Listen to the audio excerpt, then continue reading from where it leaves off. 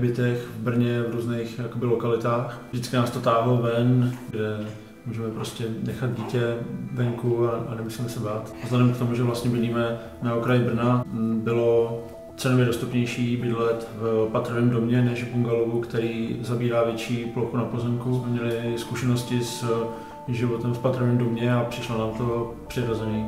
Tak se nám líbilo i to rozčlenění, že přízemí je prostě prostor, kde trávíme ten den a nahoře jsou pokoje, ložnice, je to takové oddělené. Cíleně podkroví jsme nechtěli, ale líbil se nám ten dům takhle, jak je. To podkroví je takový, že tam zapadá, že ten dům je hodně světlý, že tady jsou vlastně velká okna a je hodně prosvětlený, což byla jakoby hlavní nevýhoda těch ostatních domů. Tohle naše řešení nás hodně překvapilo, protože jsme neměli vůbec povědomí, že vlastně takovéhle řešení existuje, že vlastně jsme znali střešní okna jenom jako střešní okna, ale tady jsou doplněný i vlastně s vislými okny, což je zajímavá kombinace. Samozřejmě to přináší lepší rozložení toho světla. Po nějaké době jsme začali řešit i možnosti zastínění těch oken, tak jsem byl překvapený, kolik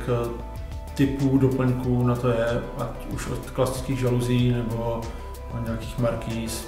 My teda máme střešní okno i nad vanou. To té koupeň dodává úplně jinou atmosféru a tím, že je to se nad tou vanou, tak to celou tu koupelnu krásně prosvětlí. Okno na jídelní stůl jsme dali, aby to získalo dojem tak větší světlosti, kdy vlastně to střešní okno je schované ve světlíku, přidává to mnohem více světla jídelnímu koutu.